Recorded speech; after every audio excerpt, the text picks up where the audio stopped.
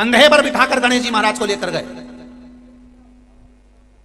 एक बार इस प्रसंग के पीछे भी किसी ने विरोध कर दिया। अब विरोध करने वाले तो विरोध, तो उन्होंने कहा महाराज जी आपने कैसे कह दिया कि शंकर भगवान ने गणेश जी को कंधे पर बिठाया? अरे बेटा है और बाप बेटे को कंधे पर बिठाता है, माँ बेटे को गोदी में बिठाती है, बाप बेटे को कंधे पर बिठाता है। क्यों?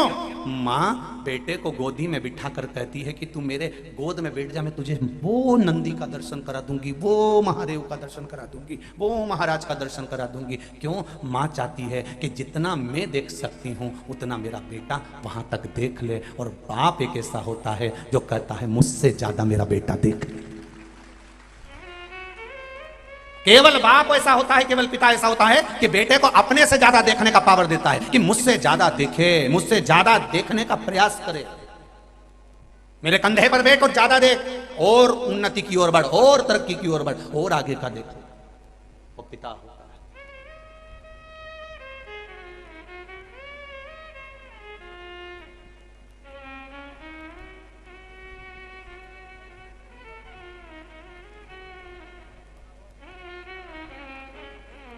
एक बेटी ने एक पत्र भेजा है, देखिए।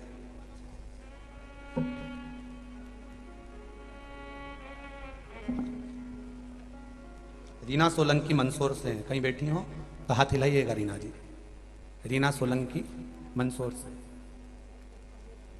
कहीं बैठी हो तो हाथ हिलाइएगा। रीना जी सोलंकी। पत्र लिखा है,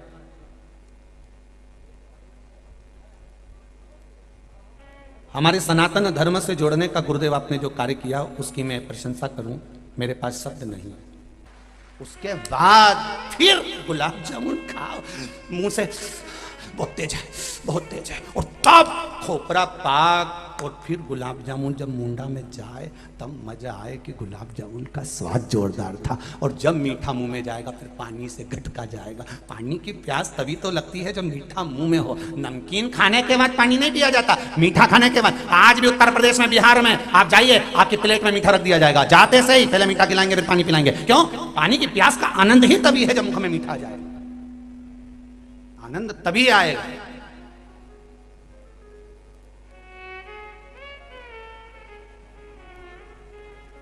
कितना भाव है आप लोगों का, कितना प्रेम, कितना प्रेम। इधर पूरा टेंट बढ़ा दिया, इधर पूरा टेंट बढ़ा दिया, पीछे बढ़ा दिया, उसके बाद भी ढेर खड़े हो यहाँ से वहां तक, गाड़ियों पे चढ़ चढ़ के बैठे हो। हाँ, अब तो समिति भी सोच में पड़ी है, तेरा क्या होगा, क्या कर सकते। सवेरे 4 बजे तक टेंट ही कसते रहे।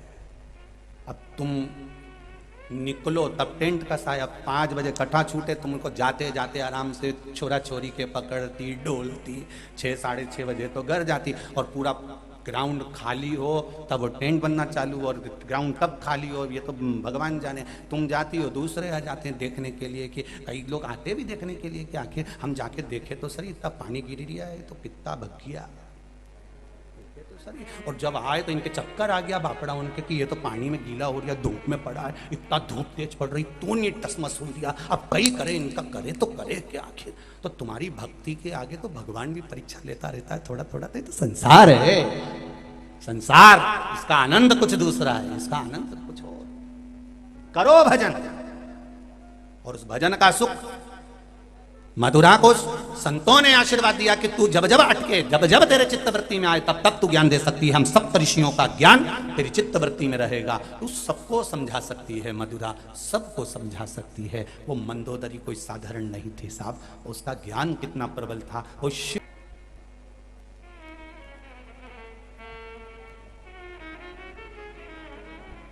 शिव तत्व में ऐसी डूबी, शंकर भगवान की आराधना करने के लिए बैठी।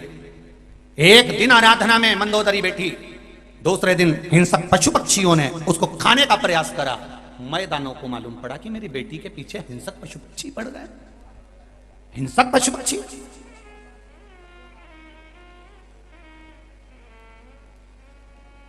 बेटी साधारण नहीं थी। तब साधना में डूबी हुई उस मंदोदरी की शिव भक्ति कितनी प्रबल थी कि उसने जितने हिंसक पशु पक्षी मंदोदरी के ऊपर आक्रमण कर रहे थे, खाने वाले थे, और वो मंदोदरी ने केवल जरा सा बेल पत्र का पत्ता उठाकर चार तरफ अपने रख लिया, चार तरफ बेलपत्री के पत्ते को रख लिया, तो एक हिंसक पशु पक्षी प्रवेश नहीं कर पाया।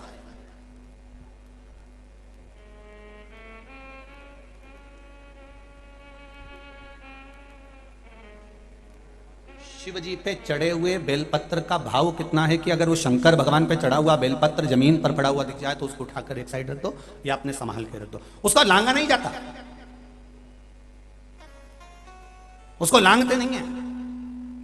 एक प्रसंग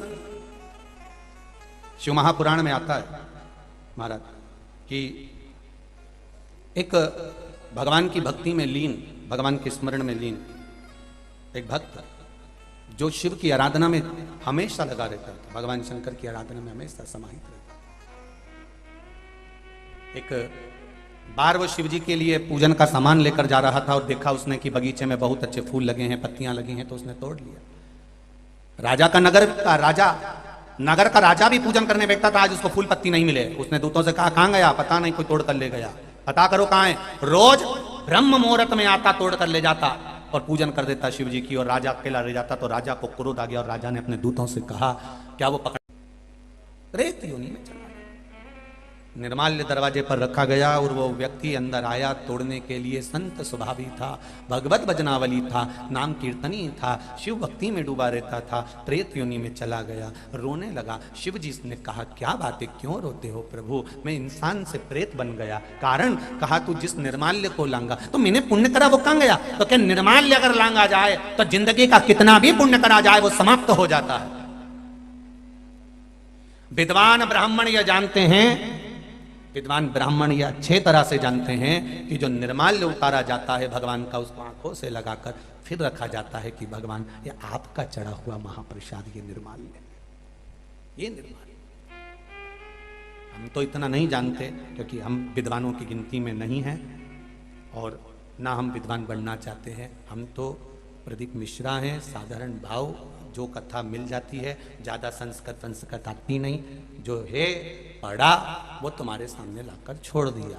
तुम्हें अच्छा लगे जिंदगी में उतारो, टीवी पर कथा सुन रहे हो अच्छी लगे तो सुनो, नहीं तो रिमोट तुम्हारे हाथ में ही है, तुरंत खटका दबाओ, दूसरा महाराज आर्या होगा, आराम से सुनो। काहे को माथा पच्ची करो सियोर वाला के साथ बैठ के, मतलब है तो पगला, उसमें तो अक्कल नहीं, उसको बाचना नहीं आए तो क्यों माथा पच्ची। कई लोग कहते हैं महाराज जी हमें आपसे मिलना है, एक बार सब ज्ञान की चर्चा करना है, एक बार आपसे बात करना है इस विषय में उस विषय में। हमने कहा किसी विषय में बात मत करो, सारी समस्या का हल एक लोटा जल। तुम्हारे भीतर समस्या ज्यादा हो रही हो तो एक लोटा जल शिव जी को चढ़ा लो, विषय मिल जाएगा, सारा विषय।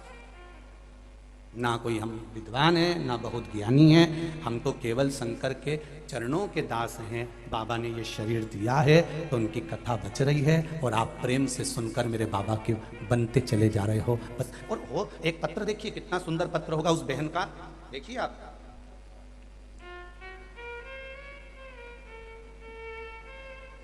गांव ठोठर, जिला रतलाम से हैं, कहीं बैठी हो तो हाथ हिलाइएगा, दोनों हाथ हिलाइएगा जहां भी बैठी हो। तो मेरी बहू की शादी को, पुत्र की शादी को 7 साल हो गए थे। उनकी डॉक्टरी जांच कराई पर डॉक्टरों ने कह दिया था संतान का सुख नहीं है क्योंकि इनके भीतर कुछ प्रॉब्लम है। कई जगह पर जांचें करवाई पर आराम नहीं लगा। बाबा की कृपा, एक बार पशुपतिनाथ का व्रत किया, उसके बाद आपने गुरुजी जो सफेद आंकड़े की जड़ का उपाय बताया था वो करा, उपाय किया। उसके बाद मेरे बहू के बाबा की कृपा से अब 5 महीने चल रहे हैं। मैं बाबा को धोख लगाने के लिए आई। ये शिव है। ओ गड़ी, एक पत्र और देखिए बड़ा सुंदर।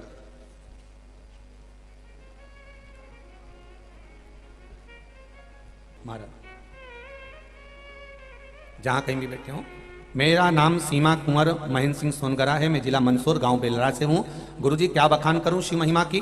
गुरुजी मेरे गले में सांस की नली पर गठान थी, 5 साल हो गए थे गठान को, बहुत से डॉक्टरों को बताया था, बड़ोदरा दिखाया, उन्होंने ऑपरेशन करवाने की कहा पर मैंने नहीं करवाया। मंदसौर भी बताया, किसी ने तो नॉर्मल गठान बताई और किसी ने थायराइड की और किसी ने कैंसर की गठान बताई। 2021 में मेरी छोटी बहन की ननंद ने बताया कि 108 पार्थिव शिवलिंग का निर्माण कर शिव महापुराण का कथा का स्मरण करो और वहां करना प्रारंभ करा। संकल्प लिया प्रत्येक सोमवार को मैं शंकर भगवान के शिवलिंग का निर्माण करती, श्री शिवाय नमस्तुभ्यम मंत्र का जाप करती, शंकर पर चढ़ी हुई एक बेलपत्र को खाना प्रारंभ करा। गुरुदेव 7 सोमवार हुए और मेरे गले की गठान गल चुकी है, अब वो रिपोर्ट में नहीं आई।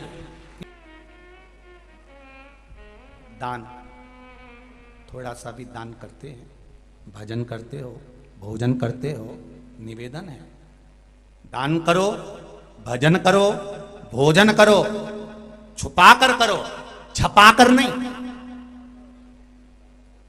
हमारी आदत है हर चीज छपा कर करते हैं।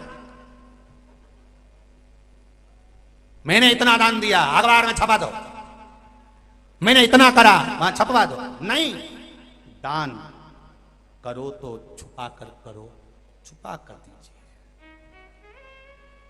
भजन करना तो छुपा कर करना कि हम कितनी माला जप रहे हैं, हमारा स्मरण कैसा है, हम किसी को ना। भोजन करो, पूरे लोग बैठे हैं पर आप एकांत में जाकर शांति से अकेले में भोजन करो, शांति से करो।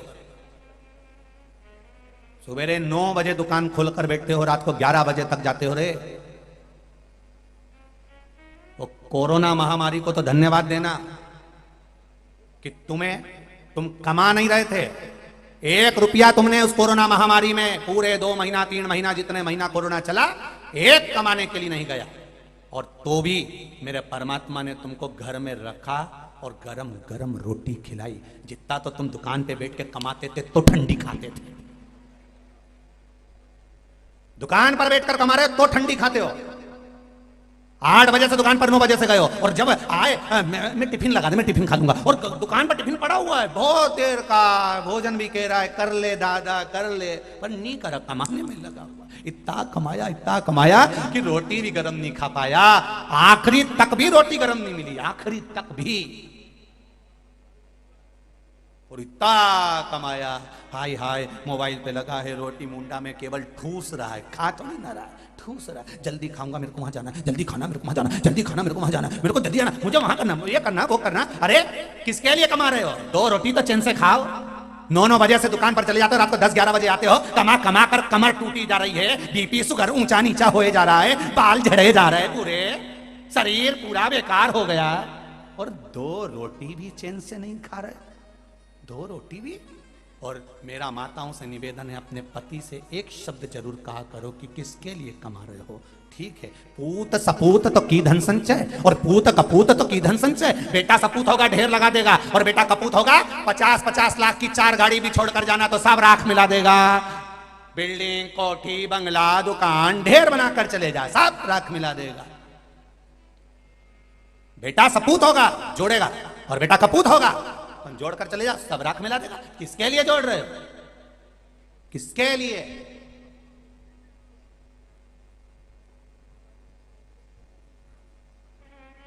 बहुत कठिन है मारे। अपनी जिंदगी को मस्त होकर जियो, खूब अलमस्त होकर। मुख में हो राम नाम, राम सेवा हाथ में, तू अकेला नहीं प्यारे राम तेरे साथ में। अलमस्त होकर। बेटे ने आवाज लगाई, पापा ने 25,000 का मोबाइल दिला दिया। बेटी ने आवाज लगाई, पापा ने 10,000 का मोबाइल दिला दिया, 25,000 का मोबाइल दिला दिया। पत्नी बोली, उसके लिए 25,000 का मोबाइल आ गया। शादी की सालगिरह हुई, रानी हार आ गया। और मेरा भेरू अभी भी कीपैड चला रहा है, अभी भी छोटा, अपने को काम ही नहीं पड़ता, दुकान पे लगे रहते तो फुर्सत नहीं मिलती, ये बच्चे लोगों का काम पड़ता। तो बेटों को तो चाहिए पापा से कहे, पापा तुम कितना कमाते हो मेरे बाबुल, मेरी शादी के लिए जोड़ा, परिवार के लिए जोड़ा, छोटे से मकान से 4 मंजिल का मकान करा, पापा कितना कमाया है पापा। बेटी भी कह सकती है, बाबुल कितना कमाया। पापा एक बात कहूँ, थोड़ा जल्दी आया करो, अपना परिवार सब साथ बैठकर भोजन करेंगे पापा, तो मुझे अच्छा लगेगा। मैं शादी कर कर चली जाऊंगी तब तो आप अकेले रहोगे, भाई की शादी हो जाएगी तो जगदम्बा घर में आ जाएगी, तुम चैन से रोटी खा सकोगे नहीं खा सकोगे, कोई भरोसा नहीं पापा। जब तक हम भाई बहन कुंवारे हैं साथ में भोजन करें पापा, आओ साथ में बैठें, थोड़ा समय हमारे को भी तो दीजिए। पर हाय कमाई, हाय कमाई, हाय कमाई, तिजोरी तो भरी पर ये तिजोरी खाली कर दी। 21,600 रोज निकाल दी, रोज रोज निकाल दी। महाराज मथुरा मंदोदरी छोटी सी अवस्था से शिव उपासना में लगी थी। जैसे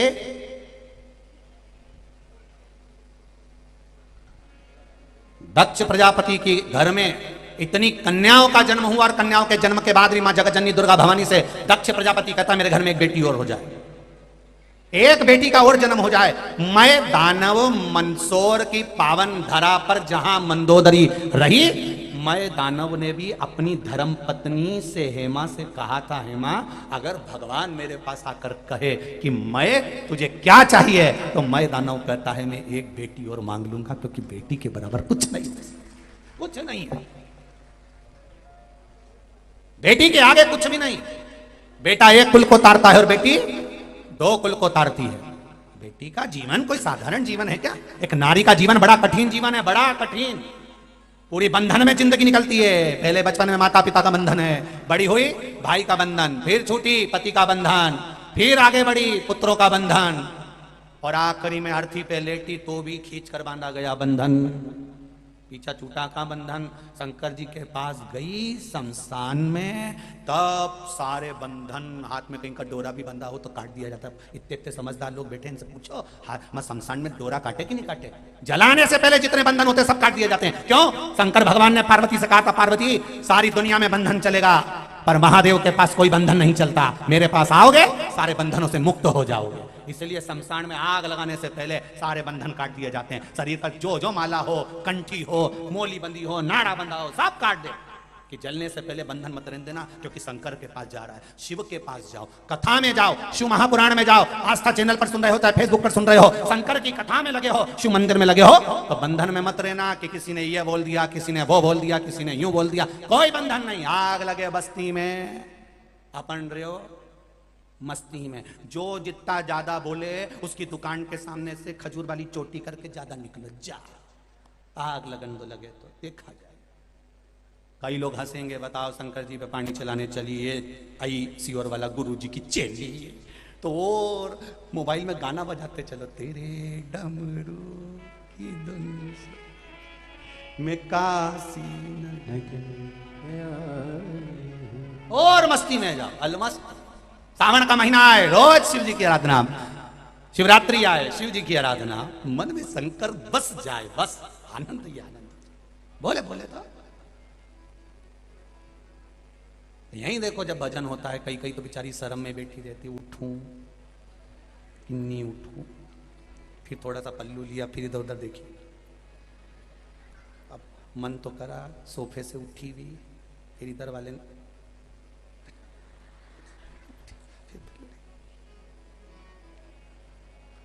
अब सबको देख रही बापड़ी, मन करे, फिर अब इसने सोचा इधर से इशारा ज्यादा हो तो, और आखिरी में उठी गई, ला बोलता रहे। अब भेरू का मुंह गप्पा, तू घरे चल, तू चल घरे। तूने भी कह दिया, आ भेरू तू आ, आज नी सिंदूर चढ़ाया तुम्हारा नाम भी, और ये बोला, और फिर जगदम्बा बिखरी। तुम 10 जगह जाओ, मैं बोलूं एक बार कथा में लेके गए, इतिया कर शिव पुराण में मत चलना मेरे साथ, कल से मैं अकेली चली जाऊं। ले उन्हें स्कूटी उठाई, ढूंढा के पहुंची गई, और घर गई तो सारी स्कूटी 2-4 जगह से दूची। तो पति ने कहा कि ये 4 जगह से स्कूटी दोष दी, तो वो तो स्कूटी थी।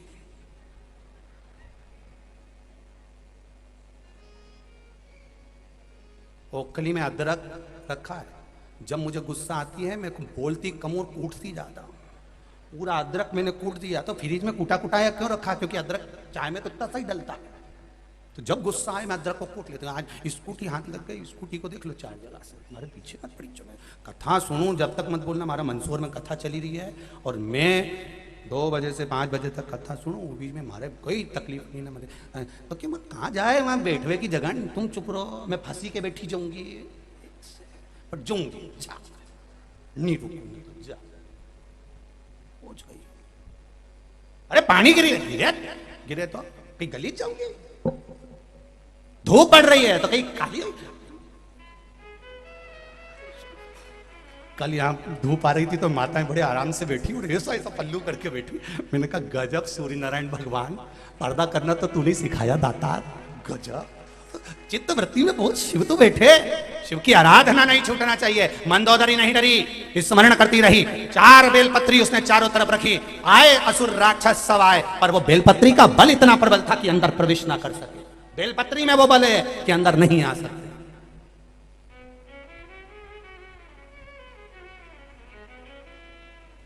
बेलपत्री का बल कोई साधारण है। नवरात्र चल रही है, एक बेलपत्री अशोक सुंदरी वाली जगह पर चंदन लगाकर चढ़ाओ तो ये जितने लेटर आ रहे हैं ना कि गठान हो गई थी और ये हो गया था, थायराइड हो गया था, एक बेलपत्री चढ़ाओ तो अशोक सुंदरी वाली जगह पर। अंदाजा लगा कर रखना, इस नवरात्रे से अगले नवरात्रे तक अगर शरीर में गांठ भी हो जाए तो फोन कर कर बता देना कि गांठ हो गई। अशोक सुंदरी वाली जगह पर एक बेलपत्र चढ़ाया तो जाए, शिव को 1 लोटा जल चढ़ाया तो जाए, शंकर का गुणगान किया तो जाए। पवित्र है ये वाणी, ये जिह्वा और ये श्रवण, जिससे हम कथा सुन रहे हैं, कथा कह रहे हैं, कथा बोल रहे हैं।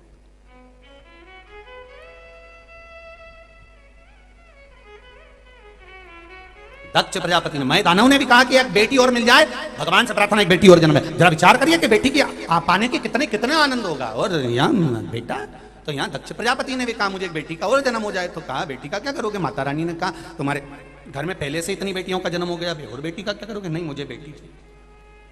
पार्वती माता सती प्रसूति के गर्भ से प्रकट हो गई। दक्ष प्रजापति की धर्म पत्नी का नाम था प्रसूति। माता ने कहा बेटी ढूंढने कहाँ जाऊंगी, मैं खुद तेरे घर में प्रकट हो जाऊंगी। और प्रसूति के गर्भ से सती प्रकट हो गई। विचार करिए, माता प्रसूति ने अपने बच्चों को कितना संस्कार दिया होगा, माता प्रसूति ने अपने बच्चों को कितना ज्ञान दिया होगा, माता प्रसूति ने अपने बच्चों को कितने संस्कार दिए होंगे कि आज भी हॉस्पिटल में जहां बच्चे का जन्म होता है उस कमरे के बाहर प्रसूति कक्ष लिखा जाता है कि यहां जो बच्चा जन्म लेगा वो संस्कारवान पैदा होगा। यहां दक्ष प्रजापति की पत्नी ने कोई डोनेशन नहीं दिया तो भी हॉस्पिटल में उनकी पत्नी का नाम लिखाया, क्योंकि संस्कार दिए थे बच्चों को। उस कक्ष का नाम है प्रसूति कक्ष। कौन सा कक्ष है? जम के बोलो जरा, जम के। प्रसूति कक्ष। यहां बच्चों का जन्म होता है, यहां बच्चे प्रसव होते हैं, जन्म लेते हैं। उस कक्ष का नाम है प्रसूति कक्ष, जो दक्ष प्रजापति की धर्म पत्नी प्रसूति के नाम से रखा गया, क्योंकि उसने संस्कार इतने दिए थे, इतना संस्कार। और देव संस्कार। आप भी अपने बच्चों को विद्वान बनाना है तो संस्कार दीजिए और संस्कार दो, तो जिससे तुम्हारा नाम भी जनमानस तक पहुंच सके। लोग कहें कि बताओ उनके पिताजी हैं, उनका पुत्र है, उनका बेटा है, उनका भाई है, उनका कुल है, ये प्रसन्नता हो आपके जीवन में।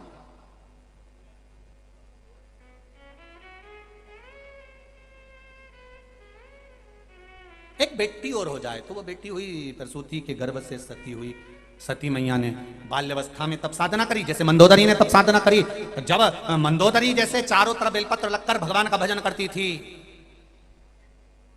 आपको लगे ना कभी जीवन में कि मुझे लग रहा है कि ये कुछ गलत होने वाला, तो एक काम जरूर करिएगा, शंकर जी पे एक बेलपत्र उठाकर अपनी जेब में या अपने पास में रख लीजिएगा। गलत हो ही नहीं सकता, क्योंकि ये बेलपत्री नहीं है। ब्रह्मा, विष्णु और महेश, सरस्वती, लक्ष्मी और पार्वती, और इसके बीच में ये दो पत्ती के बीच में जो बड़ी पत्ती है, इसके बीच में जो जगह है, इसमें 33 कौटी देवी देवता, और यहाँ 2 पत्ती से लेकर यहाँ तक का जो जगह है, इसमें 64 विराजमान होते हैं। जब देवता हमारे साथ रहते हैं तो बुरा हो ही नहीं सकता, ये निश्चित है।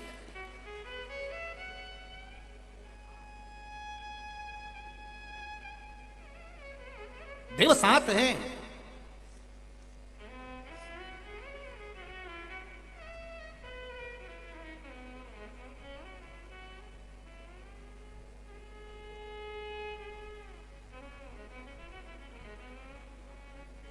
कितनी पुण्यमय धरा है भारत की भूमि, जहां पर सती मैया ने जन्म लिया, जन्म लेकर तप किया, तप करने के बाद भगवान शंकर को प्राप्त करा, और शिव जी को प्राप्त करने के बाद में फिर शिव जी के साथ सत्संग करने गई।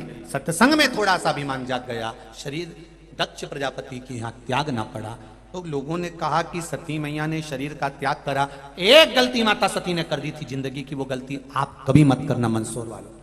और जितने लोग आस्था पर सुन रहे हैं, जितने लोग फेसबुक यूट्यूब पर सुन रहे हैं, उनसे भी कहूंगा जो माता सती ने गलती करी वो आप कभी मत करना, अपनी जिंदगी में उतार कर रखना। सती ने एक गलती कर दी थी कि गई पिता के घर में यज्ञ में, और यज्ञ में जाकर उसने एक गलती कर दी। अगर सती को मरना ही था, प्राण त्यागना ही थे, भस्म होना ही था, तो कहीं दूसरी जगह आग लगाकर मरना था।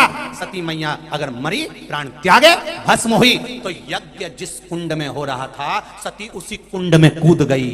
हमारा सनातन धर्म कहता है भाई अगर कहीं कुछ बोलना भी है, कुछ करना भी है, तो बहुत मौके पड़े हैं। किसी की शादी हो तो उसमें खिल्ली उड़ा लेना, कहीं दूसरी जगह हो तो वहां राजनीति में पांव खींच लेना, पर कहीं यज्ञ हो रहा हो, कथा हो रही हो, भागवत हो रही हो, कोई अच्छा कार्य हो रहा हो, तो उस यज्ञ में कूद कर या गड़बड़ी कर कर अपनी जिंदगी को नरक मत बनाना। सती ने एक गलती कर दी थी कि यज्ञ कुंड में कूद गई, शंकर भगवान क्रोध में आ गए। भोलेनाथ जी को क्रोध किस बात पर आया? लोग कहते सती मैया जलकर भस्म हो गई तो शंकर भगवान को क्रोध आ गया। शिव महापुराण को जरा अच्छे से सुनिए, अच्छे से पढ़िए। शंकर जी को क्रोध इस बात पर नहीं आया था कि सती जलकर भस्म हो गई, शंकर को क्रोध इस बात पर आया कि तू गलत जगह पर मर गई, गलत जगह पर तूने प्राणों को त्याग दिया, गलत जगह पर तू भस्म हो गई। सती अगर तेरे प्राण छोड़ना थे तो बाहर जाकर छोड़ती, पर यज्ञ के कुंड में कूद गई, धर्म की जगह पर, अच्छी जगह पर।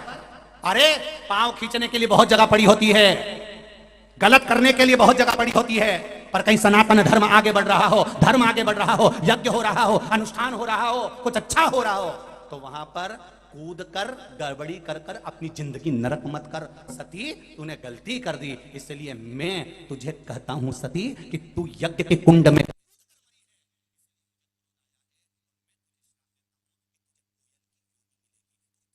से मुक्त नहीं होगी। अभी तो तुझे कोयल बनकर कूकना पड़ेगा, जगह जगह काली कोयल बनकर तू कूकेगी। और वो सब पत्ती तोड़कर लाती, उड़ती उड़ती वो पत्ती शंकर भगवान के ऊपर छोड़ देती। शिव जी जानते कि ये मेरे ऊपर बेलपत्र छोड़ रही है, पर इतनी जल्दी इसको माफ नहीं कर सकता। कई वर्ष निकल गए, एक बार सोमवार की अष्टमी पड़ी। कौन से वार की? बोलो बोलो जरा जम के बोलो। सोमवार की अष्टमी पड़ी। पार्वती जी ने बेलपत्र, माता सती ने अपनी चोंच में से, कोयल ने वो बेलपत्र भूमि पर फेंकी, शिव जी के हृदय पर पड़ी। शंकर भगवान ने नेत्र खोलकर देखा, सती कोयल की योनि में थी, रो रही थी। अब तो क्षमा करो नाथ। शंकर भगवान ने कहा जब 2 आषाढ़ पड़ेंगे और 2 आषाढ़ पड़ेंगे, उस आषाढ़ में तू कोयल की योनि में मेरी स्मरण करेगी, एक बेलपत्र मुझे समर्पित करेगी, तब तू कोयल की योनि से छूटेगी। 2 आषाढ़ अधिक मास आषाढ़ के महीने में पड़ता है, तो उसको कोकिला अधिक मास कहते हैं। मेरी माएं जानती हैं इस बात को। कौन सा अधिक मास कहते हैं? कोकिला अधिक मास। जब 2 आषाढ़ पड़ेंगे तब तू मेरे ऊपर जब बेलपत्र समर्पित करेगी, तब तू उस योनि से छूटेगी। 2 आषाढ़ का इंतजार करती रही सती। 2 आषाढ़ का अधिक मास आए, आषाढ़ के महीने का अधिक मास आ जाए, और आषाढ़ के महीने का अधिक मास आएगा तो मैं इस योनि से मुक्त हो जाऊंगी। उसको कोकिला अधिक मास कहते हैं। महाराज आषाढ़ का इंतजार करा, आषाढ़ का महीना आया, पार्वती जी ने, वो सती मैया ने कोयल के रूप में एक बेलपत्र भगवान को समर्पित करा। शिव जी ने उसको कोयल की योनि से मुक्त करा। कोयल की योनि से छूटी फिर कहती है मैं कहाँ जाऊंगी? शिव जी कहते हैं तुम पितरों की कन्या मैना, मैना के घर में पार्वती के रूप में तुम प्रकट होगी, मुझे वापस प्राप्त होगी। अब गलती नहीं होना चाहिए, गलती कर दी। जहां यज्ञ हो, अनुष्ठान हो, दान हो, पुण्य हो, सत्कर्म हो। श्रीमद् भागवत में वर्णन आता है, राजा बलि दान करने के लिए सामने खड़े तो शुक्राचार्य जी मना कर रहे थे। शुक्राचार्य जी ने कहा राजन किसको दान कर रहे हो? सामने खड़ा हुआ वो ब्राह्मण का बच्चा नहीं, स्वयं त्रिकालदर्शी भगवान नारायण आकर खड़े हैं छत्र कमंडल लेकर। किसको दान कर रहे हो महाराज? भगवान राजा बलि ने कहा नहीं नहीं साहब, मैं तो दान तो कर रहा है, मैं दान तो दूंगा, दान करे बिगड़ तो नहीं मानूंगा, मैं दान देने तो आया हूं। दरवाजे से कोई खाली जाए अच्छी बात नहीं है, दान तो करूंगा। अरे राजन दान कर रहे हो तो किसको? मना करा शुक्राचार्य जी ने, नहीं माने। कमंडल में से पानी निकालने लगे। शुक्राचार्य जी अंदर जाके बैठ गए, टोटी में से एक आंख लगा के देखने लगे। पानी नहीं निकलने दूंगा चाहे कुछ भी हो जाए, पानी निकलने ही नहीं दूंगा चाहे कुछ भी हो जाए। शुक्राचार्य जी ने बहुत हरकत करी, टोटी में बैठ गए, कमंडल में बैठ गए, कुछ भी हो जाए ये होने ही नहीं दूंगा चाहे कुछ भी हो जाए। और उन्होंने बहुत प्रयास करा, पर नारायण तो नारायण थे। उन्होंने कहा राजन क्या हुआ? राजन बोले कमंडल में से पानी नहीं निकल रहा है। भगवान बोले क्यों नहीं निकल रहा? राजा बलि बोला मुझे लगे में कचरा अड़ी गया। भगवान विष्णु ने कहा कचरा भी अच्छा, जाड़ा अड़ा है तो चिंता मत कर, हमने अपनी जिंदगी में कचरा ही साफ करा, अब की बार इसको साफ कर दूंगा। राम अवतार में रावण साफ कर गया, कृष्ण अवतार में कंस, नरसिंह बनकर हिरण्यकशिपु, बराह बनकर हिरण्याक्ष, लादे शुक्राचार्य को साफ कर दो। देखो जरा कमंडल, उन्होंने कमंडल लिया, बाजू में से कुसा की चढ़ाई में से कुसा खींचा, कुसा खींच के जो टोटी में दिया तो बापड़ा की एक आंख निकटी गई। कितनी आंख रह गई? जम के बोलो जरा। एक। तो किसी ने पूछा भगवान की माता, घर का पिता और गुरु, घर का जो बड़ा होता है उसकी दृष्टि एक होना चाहिए, दो दृष्टि नहीं होना चाहिए। मेरी बड़ी बहू मुझे प्रिय और छोटी ऐसी, मेरा बड़ा बेटा प्रिय छोटा ऐसा ही। जिसकी दृष्टि दो हो जाती है उसका बुढ़ापा बिगड़ जाता है। फिर छोटी वाली के देती पड़ी दे, बड़ी वाली के पास जा, फिर वो नहीं पूछता। दृष्टि दो नहीं होना। मेरा बुजुर्ग माताओं से निवेदन है, पिताओं से निवेदन है, जितने बुजुर्ग हैं उनसे निवेदन करूंगा, कभी अपनी बहुओं के सामने मत कहना कि मुझे बड़ी प्रिय की छोटी प्रिय, कभी मत कहो कि बड़ा अच्छा कि छोटा अच्छा। गेंद खेलते समय किसी के भी पाले में जा सकती है, बुढ़ापा आते आते किसी से भी पाला पड़ सकता है। इसलिए सबकी तारीफ करो, मेरी बड़ी बहू बहुत बढ़िया, छोटी बहू बहुत बढ़िया, बड़ा बेटा बहुत बढ़िया, छोटा बेटा बहुत बढ़िया। अपने का ही करना, अपने तो दो रोटी खाना, बढ़िया आराम से जिंदगी जीना, फुल एंजॉय, अपने का ही करना कि बड़ी ऐसी की छोटी ऐसी। और जिसने भेद करा अपनी बुद्धि में, जिसने बुद्धि में भेद कर लिया कि दो दृष्टि बना ली, नहीं मेरी बड़ी बहु अच्छी है, छोटी तो ऐसी है, छोटी में तो अकल नहीं है, छोटी अच्छी है तो बड़ी ऐसी है, मंजली ऐसी संजली ऐसी, वो गया, फिर तो गई, फिर कोई मतलब। भेद ना करिए, दृष्टि एक दृष्टि रखिए। गुरु जब दो दृष्टि करता है तो गुरु का जीवन बिगड़ जाता है। माता पिता जब दो दृष्टि करते हैं तो जीवन बिगड़ जाता है। इसलिए एक दृष्टि से देखिए, एक जाजम से, एक। इतनी बड़ी बात लिखी है शिव महापुराण और स्कंद पुराण में कि सबसे ज्यादा नरक में कौन गिरता है। आप लोगों ने तो कथा सुनी है शिव पुराण की, टीवी पे सुनी कि नहीं सुनी? कई बार तो बोला हमने, सबसे ज्यादा नरक में कौन गिरता है? तो कहा जो प्रसाद बांटता है वो सबसे ज्यादा नरक में गिरता है। प्रसाद बांटने वाला नरक में गिरता है। हाँ, कारण क्या है? प्रसाद शादी में नहीं बंटता, किटी पार्टी में नहीं बंटता, फंक्शन में नहीं बंटता, प्रसाद धर्म की जगह पर बंटता है। प्रसाद मंदिर, देवालय, कथा, सत्संग, कीर्तन, जहां धर्म होगा प्रसाद वहां बटेगा। तो प्रसाद बांटने वाला नरक क्यों चले जाता है? क्योंकि प्रसाद बांटने वाला जब खड़ा होता है, सब आते हैं तो थोड़ा थोड़ा देते जाता है, और अपनी कोई पहचान वाला आया तो हाथ इतना फैल जाता है। जो भगवान के चरणों में जाकर कपट कर जाता है वो नरक चले जाता है। इसलिए निवेदन है प्रसाद बांटने वालों से भी कि अगर कोई प्रसाद बांटे तो उनसे निवेदन है तुम्हारी धर्म पत्नी भी आए और कितनी भी आंख दिखाए उतना ही देना जितना सबको दिया सब। और वो डराए भी तो कह देना तू घरे जा, मैं लेके आ जाऊंगा, पर अभी नहीं दूंगा, सब। महाराज साधारण सी भूमि नहीं भारत की। आपने पत्रिका दिखाई, ज्योतिषी बताई, सब कुछ बता दिया उन्होंने कि ऐसा जीवन होगा। पर यदि सच्ची लगन है और आपकी मेहनत प्रबल है तो पूरी दुनिया एक तरफ होगी और आपका यश एक तरफ होगा। बस मेहनत करें, बहुत जरूरी है मेहनत। हम पहले भी कथा में कहे, आज फिर कहना चाहेंगे। गीता जी में वर्णन है, शिव महापुराण में वर्णन है, भागवत जी में वर्णन है। अपने कर्म को करो और बड़ी प्रबलता से करो। अपने कर्म को करो और बड़ी प्रबलता से करो, कर्म पीछे नहीं हटना। एक बेलपत्री भी आप शंकर भगवान को चढ़ा रहे हो तो पहले आप जिस कार्य को करना चाहते हो पहले कर्म पूरा करो, और जब कर्म पूरा हो जाए तब बेलपत्री बाबा देवाधिदेव महादेव को चढ़ाओ। मेहनत पूरी करो, कर्म पूरा करो, पूरा कर्म, उसके बाद एक बेलपत्री शिव जी को चढ़ाइए। जब लगे कि मैंने परीक्षा दी, पढ़ाई करी, खूब पढ़ाई करी और खूब अच्छे से मैंने पढ़ाई करी पर मेहनत करी, और मुझे ऐसा लग रहा है कि रिजल्ट ठीक नहीं आ रहा है, मेहनत करो, खूब रट के करो, खूब दिल से करो, तब फिर एक बेलपत्री बाबा देवाधिदेव महादेव के पास लेकर जाओ, तो फिर उनसे प्रार्थना करो। कर्म पूरा करना। पहले कथा में कहा, आज फिर कह रहे हैं, बैंक में लॉकर, लॉकर में आपकी रकम, उसकी 2 चाबी होती है लॉकर की, एक चाबी आपके पास में है और एक चाबी मैनेजर के पास में है। एक चाबी आपके पास और एक चाबी मैनेजर के पास में है। मैनेजर अपनी चाबी कितनी भी घुमा ले, ताला खुलेगा? जम के तो बोलो, नहीं खुलेगा। और तुम अपनी चाबी कितनी भी घुमा लो, ताला खुलेगा? नहीं। मैनेजर अपनी चाबी लगा लगा कर खोल देगा तो नहीं खुलेगा, और तुम अपनी चाबी कितनी भी घुमा लो वो नहीं खुलेगा।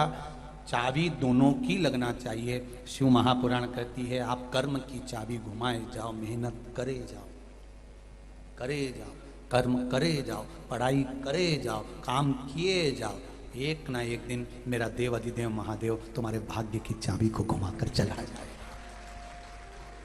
भाग्य की चाबी वो घुमाएगा, कर्म की चाबी तुम्हें घुमाना है, कर्म तुम्हें करना है। हम उसके भरोसे बैठे रहे, हाथ हिलाऊंगा ना पांव हिलाऊंगा बैठा हूं मैं, तो नहीं नहीं, कर्म करना पड़ेगा, जाना तो पड़ेगा, काम तो करना पड़ेगा। कथा सत्संग कीर्तन स्मरण पढ़ाई लिखाई कर्म के अनुसार करो, पर विश्वास उस परमात्मा पर छोड़। मैनावती रो पड़ी, मेरे बेटी का भाग्य ऐसा है कि इसको नग्न वेशधारी पति मिलेगा, जटाजूट वाला मिलेगा, ऐसा पति मिलेगा। मैं बड़ी दुखी हूं, मैं बेटी का विवाह नहीं करूंगी। अगर ये हर माँ ऐसा सोच ले कि बेटी के भाग्य में दुख है तो मैं विवाह नहीं करूंगी।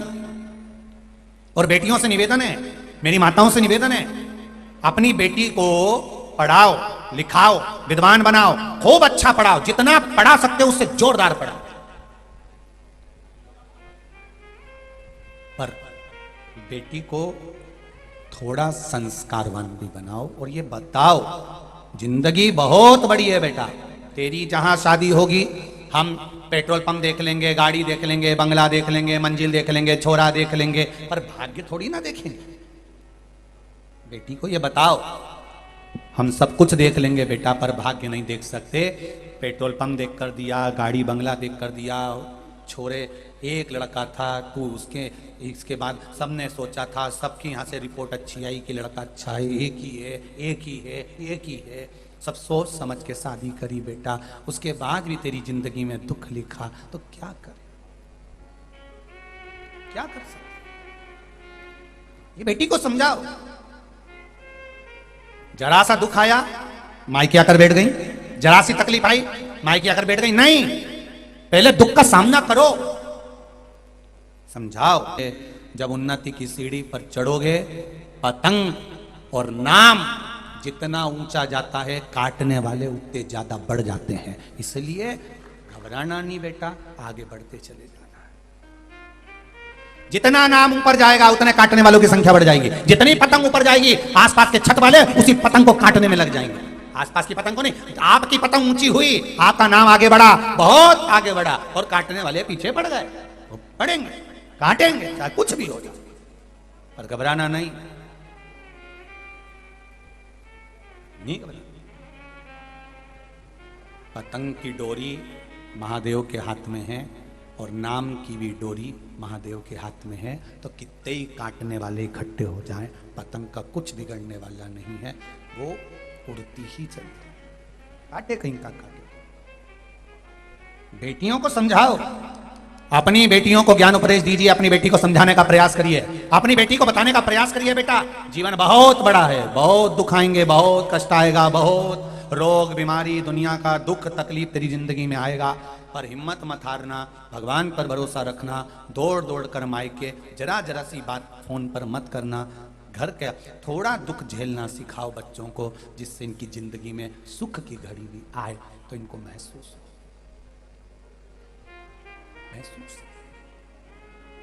कितने जनक जी महाराज के यहाँ कितने बड़े बड़े गुरु बैठते, कितने बड़े बड़े गुरु जनक जी के यहाँ बैठते, पर जनक जी अपनी बेटी का भाग्य रख पाए। सीता मैया को वन वन डोलना पड़ा, आंख में आंसू भरते रहे, और जनक जी ने अपनी बेटी को गले लगाकर कहा, बेटी कैसी? बेटी कहती है, पिताजी मैं ठीक हूं। तो वन वन डोल रही हो, तुझे ठीक हो? हाँ पिताजी मैं ठीक। दुख नहीं है? नहीं। मुझे दोष दे रही होगी ना बेटी? जनक जी कह रहे हैं सीता जी से, क्या तू मुझे दोष दे रही होगी ना बेटी? सीता जी कहती हैं, बाबुल दोष तुम्हें क्या दूं, दोष तो मेरे भाग्य में होगा तो मुझे भोगना ही पड़ेगा। मेरे पिता ने तो दशरथ राजा का महल देखा था, मेरे पिता ने राम राजा देखा था, मेरे पिता ने कौशल्या के कई सुमित्रा देखी थी, मेरे पिता ने मेरा भाग्य थोड़ी ना देखा था कि मुझे वन वन जाना पड़ेगा, लंका की कैद में रहना पड़ेगा, रावण की कैद में पड़ना पड़ेगा। ये भाग्य कौन ने देखा?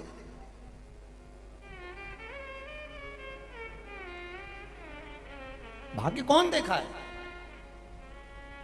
इसीलिए भगवान से प्रार्थना कर, अच्छी पढ़ाई करने के बाद भी सब छोड़कर राष्ट्र सेवा में लगे हुए हैं। क्यों?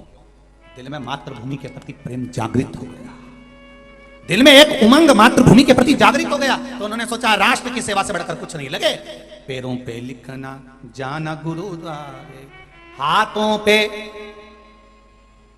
संपूर्ण विश्व की सेवा लिख दी, संपूर्ण विश्व। हाथ की हिस्सा लिखा, उपाय बताया गया। देवऋषि नारद ने उपाय बताया कि तुम्हारी बेटी शंकर भगवान की आराधना करे। शिव महापुराण में कई जगह पर उपायों का वर्णन आता है, और इस व्यासपीठ से बताया भी जाता है कि ऐसा उपाय कर लो। दुनिया के लोग उसको चाहे टोना समझ ले चाहे टोटका समझ ले, अपने को कोई फर्क नहीं पड़ता। जब चंद्रदेव को काया का रोग हुआ तो देवऋषि नारद ने उपाय बताया। जब पार्वती जी के लिए उपाय बताया, तो शिव महापुराण में तो उपाय का वर्णन है, हर जगह पर लिखा है कि ये उपाय करो, फल मिलेगा, प्राप्त होगा, और प्राप्त होना ही। बस मेहनत कर कर करना पड़ेगा, करो।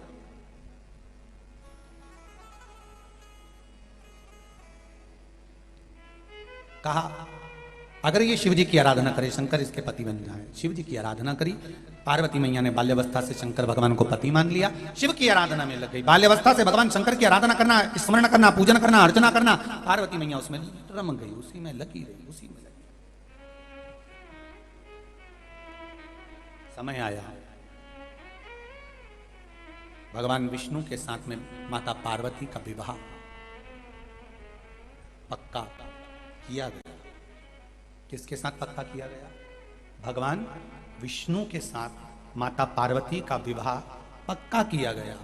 पार्वती जी को सुनाई में पड़ा कि मेरा विवाह भगवान विष्णु के साथ पक्का कर दिया। मैं तो शिव को जानती हूं, मैं शंकर को मानती हूं, मेरे जीवन के सुख दुख में मेरा महादेव मेरे सामने खड़ा होगा तो फिर मैं नारायण को क्यों बुलाऊंगा? पार्वती जी ने एकांत में तप किया, शिव जी राजी हो गए, ब्याह पक्का हुआ, कामदेव जलकर भस्म हुआ। भगवान शंकर नंदी पर चढ़कर पार्वती को ब्याहने के लिए चले। जैसा इस कथा के पंडाल में वो विशाल नंदी दिख रहा है तुमको, ये भाव है कि शंकर भगवान की कथा बड़ी सुंदर है। ये आपके भीतर भाव है कि शिव की कथा सुंदर है, और ये सोचकर आप शिव महापुराण की कथा में जाकर बैठते हो। इसलिए मेरा भोलेनाथ आपको भी सुंदर बना देता है, सत्यम बना देता है, शिवम बना देता है। आपके भीतर सुंदरता भरी हुई है ना, तो आपको सुंदर नजर आ रहा है। काला कलर का चश्मा लगाओगे तो सब काले दिखेंगे, पीले कलर का लगाओगे पीले दिखेंगे, नीले कलर का लगाओगे नीले दिखेंगे, सफेद कलर का लगाओगे सफेद दिखेंगे। ये दृष्टि का भेद है। आप अगर अच्छे हो तो आपको सारा विश्व अच्छा नजर आएगा, आपको अगर आप भीतर से ठीक हैं तो सारा संसार आपको ठीक नजर आएगा। और यदि आप सुंदर हैं अंदर से, आत्मा से, चित्त से, वृत्ति से, तो कथा भी सुंदर नजर आएगी। आप अच्छा छाट लेंगे, अच्छा निकाल लेंगे। कि गुरु जी ने ब्रह्मा जी का चरित्र श्रवण कराया और सुंदर कर्मनाशा नदी का वृतांत श्रवण कराया, भगवान ब्रह्मा जी का अर्धनारीश्वर स्वरूप वर्णन किया, भगवान शंकर का ये स्वरूप वर्णन करा, गौ माता का चरित्र श्रवण कराया, ये चरित्र श्रवण कराया। आप अच्छे हो तो आप पूरी कथा में से अच्छाइयां छाटते रहोगे। और अगर आपकी दृष्टि में भेद भरा हुआ है, आपकी दृष्टि में कपट भरा हुआ है, आपकी दृष्टि में बेईमानी भरी हुई है और आपकी नजर ठीक नहीं है, तो दुनिया का कोई भी आकर खड़ा हो जाए आप उसमें बुराई देख ही लोगे, ये निश्चित है। चश्मा जो लगाया होगा वैसा आपको नजर आएगा, ये निश्चितता है।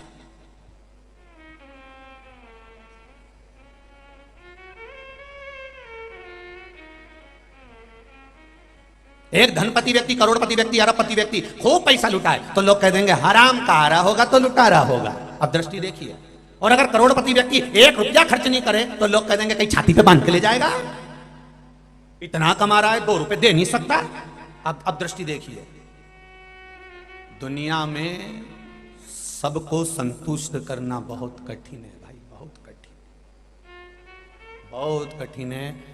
एक माता पिता अपनी औलाद को संतुष्ट नहीं कर पाते हैं, एक दिन वही औलाद मुंह से कह देती है तुमने हमारे लिए क्या किया, तो फिर संसार को कोई संतुष्ट कर सकता? कौन संतुष्ट करेगा? बहुत कठिन है।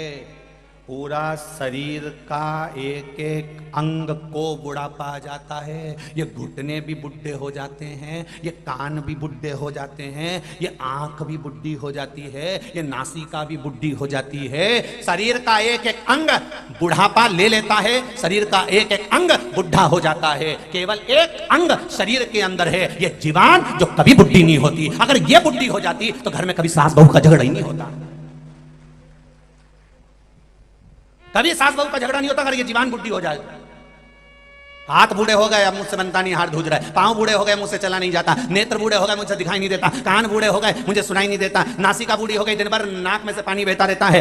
ये पूरा शरीर, दांत तक बूढ़े हो गए, हड्डी हड्डी बूढ़ी हो गई, शरीर का एक एक अंग बूढ़ा हो गया। और जीवान कभी बूढ़ी नहीं होती, क्योंकि जीवान भगवान ने इसलिए बूढ़ी नहीं करी कि भगवान ने कहा अगर मैं इसको बूढ़ा कर दूंगा और ये शिथिल हो गई तो ये शिथिल होकर चुपचाप पड़ी रहेगी, तो मरते तक ये पाप कैसे करेगा? इसके पाप के लिए जीवान को जवान रखा है कि तुम मरते तक भी निंदा करते रहे, बुराई करते रहे, चुगली करते रहे, ये बोलते रहे, आड़ा टेढ़ा बोलते रहे, जिससे मरते तक तूने जिंदगी में कभी सोमवार का व्रत कराओ, मंगलवार का व्रत कराओ, शनिवार का व्रत कराओ, गौ माता को रोटी दी हो, किसी के कन्यादान कराओ, तूने जिंदगी में जितना जितना करा है, तेरे मरने से पहले तू इतना पाप कर देना, जीवन से इतना निंदा कर देना, इतनी बुराई कर देना, इतना अपशब्द कर देना कि ये करते करते करते करते करते करते एक दिन तेरा जितना पुण्य है, जितना अच्छा कर्म है, ये सब समाप्त हो जाए, ये सब समाप्त। पुण्य, तुम्हारा पुण्य जब, तो ये शरीर का सारा अंग बूढ़ा हो जाता है। बोलो री जी जी सही है कि गलत है? ऐसे चलो, पूरा शरीर का अंग समाप्त हो जाता है, शरीर का एक एक अंग बूढ़ा हो जाता है। नजर और नियत ठीक रखिए, आप अच्छा देखोगे अच्छा दिखेगा, बहुत अच्छा दिखेगा। आप बुरा देखोगे आपको बुरा दिखेगा। जैसा देखना चाहोगे वैसा दिखेगा, आपको दिखना चालू हो जाएगा। आप देखिए दुनिया की, आप अच्छाई देखने का प्रयास करिए। कितनी सुंदर सृष्टि है भगवान की, कितना सुंदर स्वरूप है भगवान का, कितना आनंद है भगवान का। जरा विचार करिए। उस अप्सरा ने, एक अप्सरा ने जो भगवान की सुंदरता देखी, एक अप्सरा ने भगवान का आनंद सुख, उनकी सुंदरता का व्याख्यान देखा। जरा विचार करिए, शिव तत्व है क्या? शंकर को, भगवान शिव को मेरे ओघड़ दानी की सुंदर, अच्छी नजर रखो, मेरा शिव सुंदर दिखे, अच्छी नजर। और जब नजर अच्छी होगी तो ये निश्चित है, अगर नजर श्रेष्ठ है तो उसमें निश्चितता है कि भगवान अपने आप आपको सुंदर नजर आने लगेगा, अपने आप, आपको देखने की जरूरत ही नहीं पड़ेगी।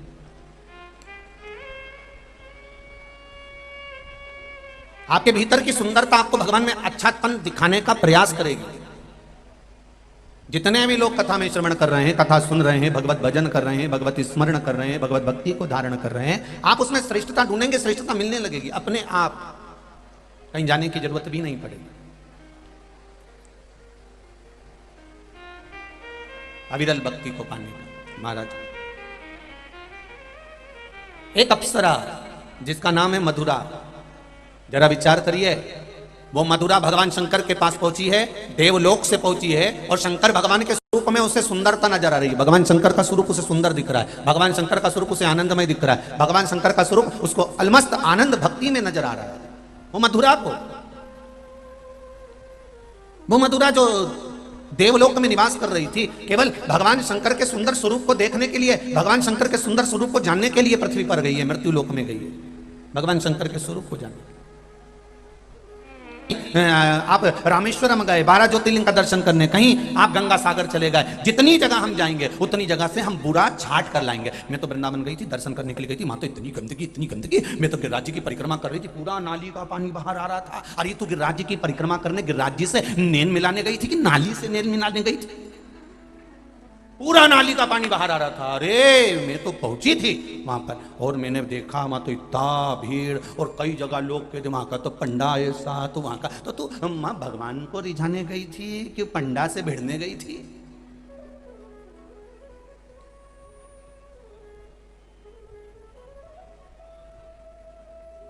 क्यों हम अच्छा नहीं देख पाए? वो मधुरा नाम की अप्सरा शिव जी को देखकर आनंदित हो गए। इतने सुंदर, क्या देवती देव महादेव इतने सुंदर हो सकते हैं? इतने सुंदर।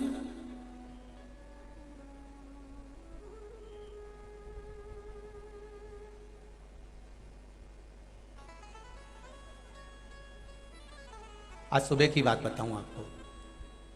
कोई एक व्यक्ति आए, उन्होंने कहा साहब वो विदेश में ऐसा है और वहां पर इतनी खदानें हैं, वहाँ ऐसा है, वहाँ इतनी खदानें हैं, वहाँ ऐसा है, वहाँ इतनी, माँ तो सोना निकल रही है खदानों में से, देखो क्या गुरुजी। और एक अपना भारत में कहीं नहीं, बस लोग एक दूसरे का पांव खींचे और कहीं नहीं करे। हमने कहा कौन के? सारी दुनिया में सारी माइंस होगी, सारी दुनिया में ढेर खदान होगी, पर भारत की भूमि पर संतों की खदान है, ये कहां से लाओगे?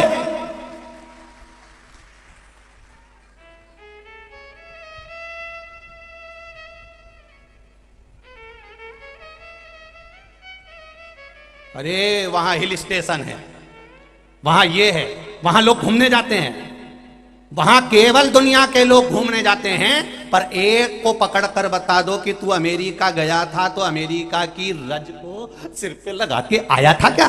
कि हालैंड घूमने गया था तो वहां की रज को सिर पे लगा के आया था? कि तू न्यूयॉर्क गया तो वहां से लाया, दुबई गया तो वहां से मिट्टी लगा के अपने सिर पर आया? केवल एक भारत माता की गोद ऐसी होती है कि जो आता है विदेश से भी तो पहले इस मिट्टी को सिर पर रगड़ कर जाता है, क्योंकि भारत भूमि है। हम दूसरी जगह का बखान कर रहे हैं, वहां इतनी खदानें, वहां इतनी खदानें। सारी खदानों को छोड़ो, भारत की भूमि पर संतों की खदान है। वो संत विराजमान है जिन्होंने तप साधना के बल पर स्वयं मेरा देव अधिदेव महादेव आनंद कर जाता है। मंदसौर की भूमि भी संतों से कम नहीं होगी, साधुओं से कम नहीं होगी। तभी तो सिवाना के घाट पर एक और ज्योतिर्लिंग प्रकट हो गया, सहस्त्रलिंग। पहले तो पशुपतिनाथ है, एक लिंग और प्रकट हो गया। ले कितना भजन करोगे, कितना आनंद करोगे? जब तो मंदसौर नगर का आनंद जब समझने वाला समझ सकता है। जिसके भीतर अच्छाई देखने का आनंद होगा वो अच्छा ढूंढेगा, जिसमें अच्छाई देखने का आनंद होगा वो अच्छा ढूंढने का प्रयास करेगा।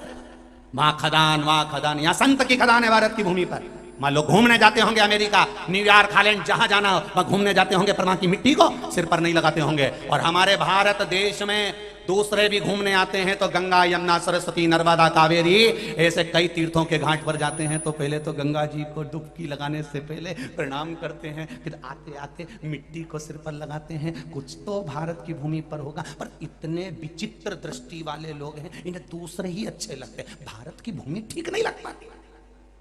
ये अच्छा देख रहे हैं पर दूसरे में देख रहे हैं, खाते यहां का और बजाते वहां का। इसलिए मेरा निवेदन है, तेरा क्या होगा रे कालिया? होगा क्या? जिस माता पिता ने जन्म दिया उस माता पिता का बार बार गुणगान करो। जिस माता पिता के साथ रह रहे हो उस माता पिता का गुणगान करिए। केवल बुराई ढूंढी हमने जिंदगी में। बताओ, सरकार बुरी है, इनको वहां से नीचे हटा दो। वो व्यक्ति बुरा है, इसको यहां से हटा दो। तो घर में तुम्हारी लुगाई भी तो बुरा बोलती है, उसको हटा के बता दे जा। कभी कभी तो लुगाई भी बोले और आड़ा टेढ़ा बोल दे, सोचना मती नीमच और मंदसौर की हूं, तो मुझे हल्का मत समझना। और मैं बरनागर की हूं, मैं उज्जैन की हूं। जब बोले तो तू उसको हटा के बता दे कि मैं अब तेरे साथ नहीं रह सकता, तू जा यहां से, हटा के बता। जब वो चली तो जाएगी बापड़ा, थाना और कोर्ट का चक्कर लगा लगा के तेरी हालत ढीली कर देगी। जा, तुमने तो कह दिया ये बुरा इसको हटा दो, वो बुरा उसको हटा दो, तो तारा घर में भी तो बैठी जगत जननी जगदम्बा चंद्र घंटा। बेटा बुरा देखन चले, हम केवल बुरा देख रहे हैं महाराज। पर मधुरा ने बुरा नहीं देखा। देवलोक से अप्सरा आई और मधुरा ने शंकर जी की सुंदरता देखी, उनके पास आकर उनकी स्तुति गाने बैठ गई। इतने में पार्वती जी आ गई। पार्वती जी ने देखा कि मेरे शिव जी के शरीर की भस्म को निकालकर ये अपने तन पर धारण कर रही है, तो पार्वती को ठीक नहीं लगा। उन्होंने श्राप दे दिया, नहीं मधुरा तो 12 वर्ष तक मेंढक की योनि में पड़ी रहेगी। और वह मधुरा एक कुएं में 12 वर्ष तक मेंढक की योनि में पड़ी रही। मधुरा की आंख में केवल जल था और शिव का नाम था, शंकर का नाम था। इसलिए शिव जी ने कहा पार्वती इसे कुछ वर दे दो। तो पार्वती ने वर दिया, 12 वर्ष के बाद ये मेंढक की योनि से छूट जाए, सुंदर स्त्री बन जाए। और वो मधुरा मेंढक बनकर कुएं में रही। कुएं में रहते रहते उसको समय बीत गया, पर उसकी भक्ति, उसकी दृष्टि देखिए कितनी सुंदर होगी। जो अच्छा देखता है वो दुनिया में कभी बुरा नहीं कर सकता। और वो मधुरा जो मेंढक बनी, मेंढक बनने के बाद वो कुएं में क्या देखती है कि एक सांप आ गया और सांप इसके पीछे पड़ गया। और सांप पीछे पड़ा तो मधुरा वहां से भागी, मेंढक बनकर भागती गई। और जहां ऋषि बैठे थे, संत बैठे थे, साधु बैठे थे, जहां ऋषिवर बैठे हैं, तपस्या कर रहे हैं, साधना कर रहे हैं, उन ऋषियों के आज भंडारा है, उस भंडारे के पास में पहुंच गई। और मेंढक वो मधुरा छुप कर बैठ गई। सांप आया नहीं, पता नहीं पड़ा। सांप ढूंढ रहा है, सांप वो मेंढक को, सांप को नहीं। 8 दिन बाद फिर भंडारा था संतों के यहाँ पर, और मधुरा घूम रही थी मेंढक की योनि में। सांप पहुंच गया वहां, उसने उस मेंढक को पहचान लिया कि ये वही मेंढक है, और उसको खाने के लिए मुख खोला और भागा।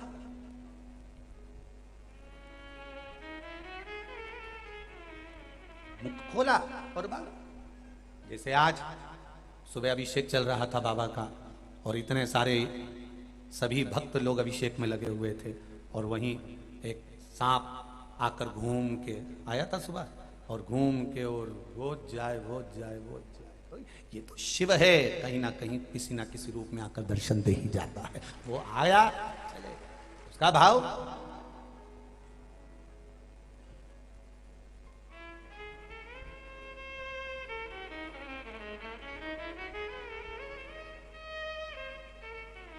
ये तो उसका भाव है, उसका हृदय, उसका चित्त। अब सांप पीछे पड़ा मेंढक के, मेंढक फिर भागा, मधुरा फिर भागी। भागते भागते मधुरा एक भगोने के पीछे छुप गई। सांप उसको खाने के लिए एकदम लपका तो खीर के भगोने में गिर गया। खीर के भगोने में गिरा। मेंढक मधुरा ने देखा कि इसमें सांप गिर गया। अगर कोई दूसरा होता तो ये सोचता कि अच्छा हुआ मर गया। अगर अपने जैसा कहीं का होता और तुम्हें जो परेशान करने वाला के साथ एक्सीडेंट हो जाए, परेशान करने वाले को दुख आ जाए, तो तुम सबसे पहले हनुमान जी को नारियल चढ़ा, अच्छा है, अच्छा है।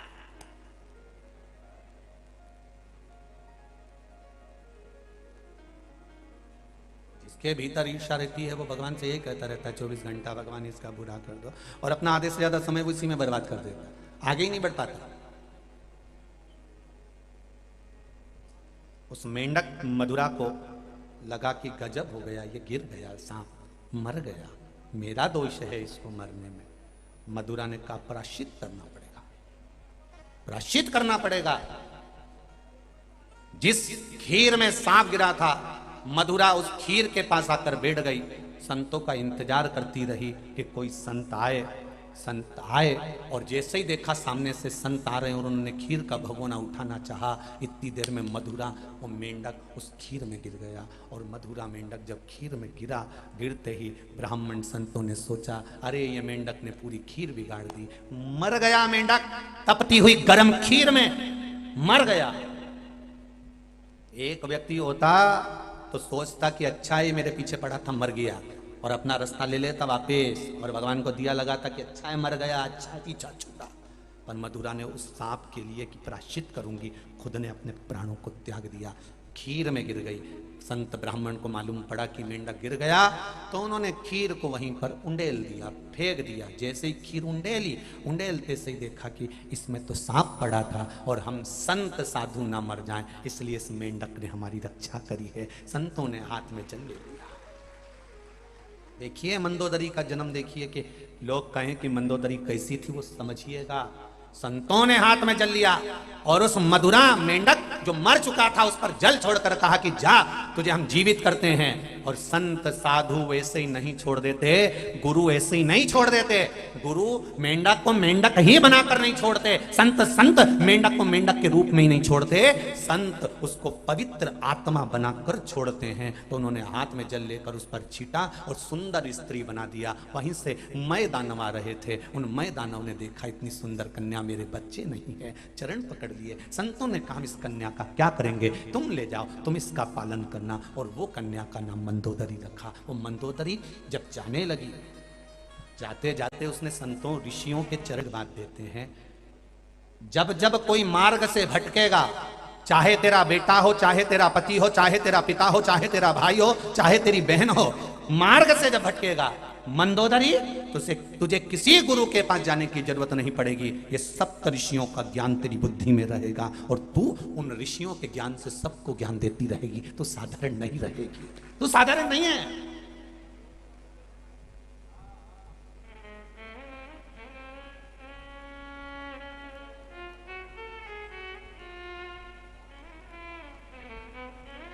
मैं दानव के यहां गई, हेमा अप्सरा ने उसका पालन पोषण करा। मैं दानव माता हेमा बड़ी सुंदर थी, उसकी सबसे बड़ी सुंदरता थी उस मंदोदरी की, वो शंकर की उपासक थी। एक बात अपनी जिंदगी में याद रखना, जितने साधु संत सन्यासी बाबा जोगी का दर्शन करोगे, ये क्रीम पाउडर नहीं लगाते, चंदन का तिलक है, गले में रुद्राक्ष की माला है और थोड़ी सी भस्म शरीर पर लपेट कर रखी है, साधारण से वस्त्र हैं। उसके बाद भी आप देखना कि संत की सुंदरता अपने आप बढ़ती चली जाती है, क्योंकि वो शंकर की भक्ति में डूबे। जो नारी, जो बेटियां, जो बेटे, जो बहुएं, जो माता पिता, घर का एक व्यक्ति भी अगर शिव आराधना में लगा है तो वो उसको पार्लर जाने की जरूरत नहीं पड़ती। साहब सबसे बड़ा पार्लर है मेरे शंकर की कथा, मेरे शिव का मंदिर, जो अपने आप सुंदरता बना देता है। उसका नाम ही सत्यम, बोलो बोलो जम के, सत्यम शिवम सुंदरम। सुंदरम आखिरी में, सबसे लास्ट में ले जाकर छोड़ा उसने। क्यों सुंदरम लास्ट में आया? कहा जब सत्य आपके भीतर आ जाएगा, हृदय में शिव बैठ जाएगा, तो जीवन सुंदर होने में देरी नहीं लगेगी, मैं तुम्हें सुंदर बना दूंगा। जो दुनिया का 33 कोटि देवता में सबसे सुंदर अगर कोई देव है तो वो महादेव है, सबसे सुंदर देव। एक बार गणेश जी ने कह दिया था, पिताजी ये तन पे भस्म वसम लगा के बैठे रहते हो, जटा जूट बांध कर बैठे रहते हो, एक बार मुझे तुम्हारा सुंदर रूप का दर्शन करना, कैसे हो तुम, मुझे देखना है। शंकर भगवान कभी अपने रूप का दर्शन नहीं कराते थे, कभी नहीं, नहीं मैं नहीं दिखा सकता, नहीं मुझे तो देखना है। शंकर भगवान ने कहा चल गणेश, गणेश जी को बिठाया कंधे पर और लेकर पहुंच गए।